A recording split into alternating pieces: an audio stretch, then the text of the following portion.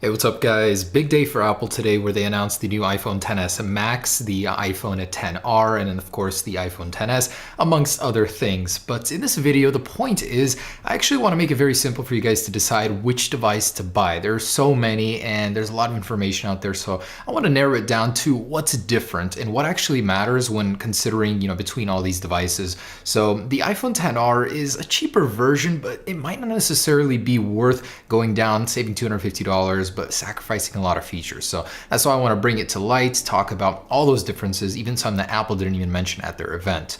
And so if you're trying to decide between the XR, XS, or XS Max, hopefully with this video, it could help you decide between all of these. The first point I want to make is size, something not a lot of people consider before getting a new phone. The iPhone XS Max is absolutely huge. It's a massive display. You're going to get a lot more content visible there, but it is massive. It's basically a Plus series phone, but all display. And that's not necessarily a bad thing. Just do consider that it won't be as comfortable as, say, the iPhone XS or the iPhone XR edition. So the reach here, you don't have to reach as far in order to get into the control center, into that area. I would say it's definitely something to consider before going for one of these. The 6.1 does sit pretty well in between them, but still it is quite wide and you do have to stretch a bit just to get into the corners there. But otherwise, it's not an uncomfortable device. A lot of early reviewers are saying it's quite light for what it is. And something I wanted to mention about design, the iPhone XS and the XS Max both have asymmetrical speaker grills on the bottom. I don't know if it's something that's going to bother you. It does for me. Of course, I'm still getting it. I don't really care that much about it. But the iPhone XR is symmetrical. So their ports will be completely the same on both sides. The XS won't be. So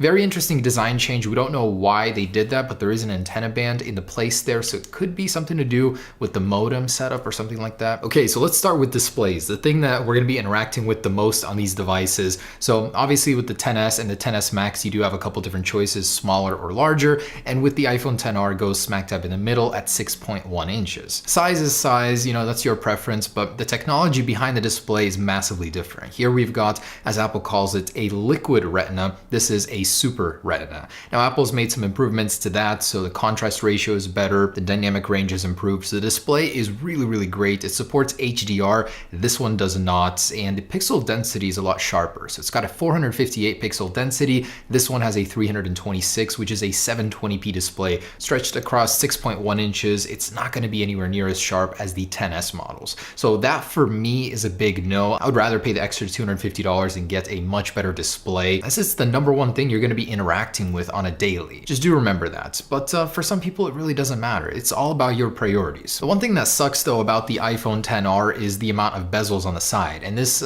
clone right here is an actual representation of that amount of bezel. It's a lot. So they're chunkier than the XS or XS Max models. Just it's not going to look as sleek, I guess. And usually OLED does have better viewing angles, possibly less reflections.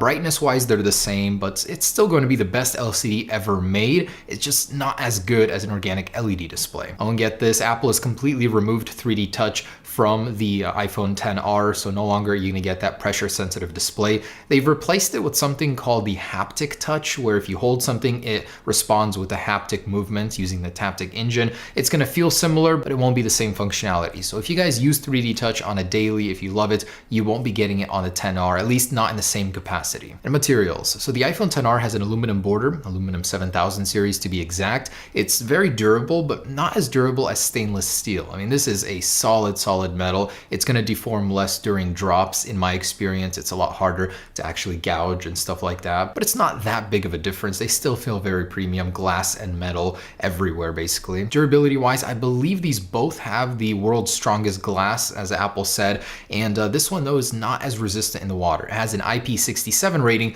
whereas this one has an IP68 rating. That's 2 meters underwater for 30 minutes. This can only be 1 meter. So this is going to be a lot more resistant in pools. If you're going to be around water, salt water. Apple said they tested it in salt water. They almost encouraged you to be able to take it into the pool and use it in there with no worries. They said they tested it in wine and beer and everything. So if you're worried about that, if you possibly want to use your iPhone underwater, the XS models are going to be the one you want to go for. And colors. So the XS and XS Max, you have 3 selections, gold, silver, and space gray. On this one, you have way more colors to choose from. You got the white, the blue, the black, yellow, coral, and a real product red version, which actually looks really, really nice. So if you wanted that stylish look, have the option to choose between colors, the XR is the only one that really provides you with that. But the gold, Apple says, is probably their best looking color yet. Moving on to the cameras. So the cool thing about the iPhone XR is that it actually has the same camera as the iPhone XS models, the wide angle lens, but not the other one. So it's a single version of the dual lens camera, and that means you get very similar functionality, but not quite the same. You're missing optical zoom, the 2x zoom.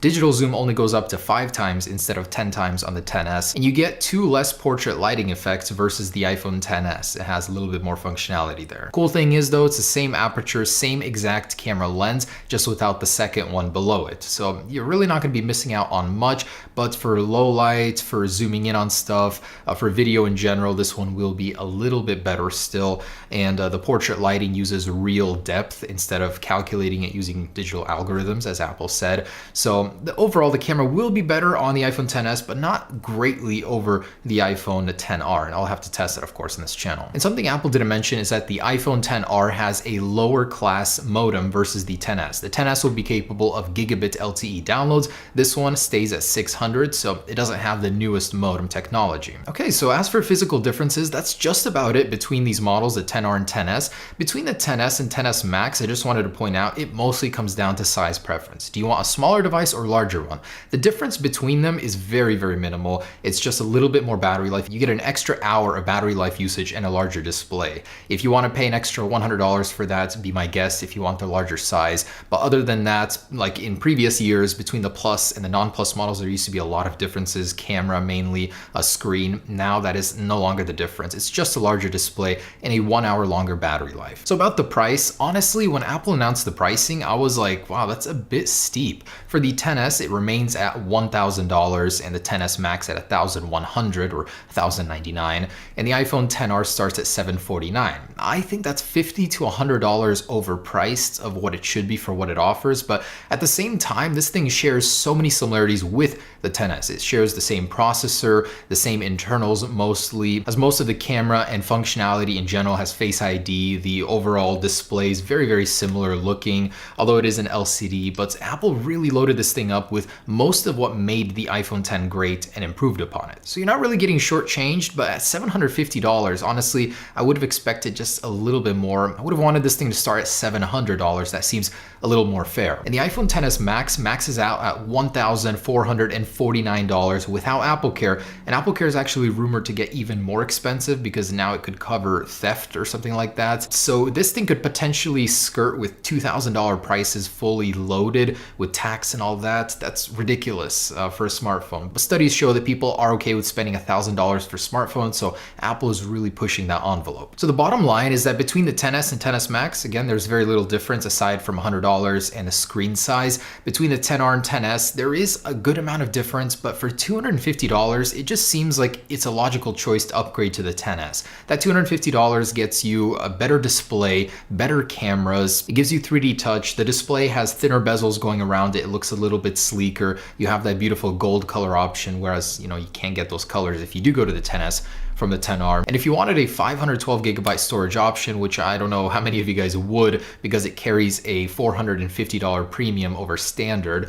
but you can get that on the XS models, not here. This one only has 3 storage capacities up to 256 gigabytes. So if you were leaning towards the iPhone XR, the main advantages it has is that size. Just it's right in the middle between the XS Max and the XS, so it's a great happy medium. You're definitely getting more display than you would on a Plus series. You do have all of those color options. Also a weird thing, but I do like that the bottom is symmetrical. It's just a very complete all-around great evolution from the iPhone 8 design, so it's going to be a winner. It doesn't have the best specs everywhere, but I love that Apple gave it most of all of the good things that the iPhone XS has, such as the processor, one of its cameras at least. I'm sure it has very great speakers on its own. They didn't really elaborate if it has the new ones from the XS or not. And hey, who doesn't like saving $250? For $250, you can do a lot with that money, but for me, that $250 is better spent placing it into a XS Max with all those great features. So that's my opinion. I personally would not get this thing, but if $250 makes that big of a difference for you and this checks all the boxes of what you wanted from an iPhone, certainly go for it. It's honestly very capable. It's a very good size. You get more screen and it costs less than the iPhone 8 Plus did when it was released. So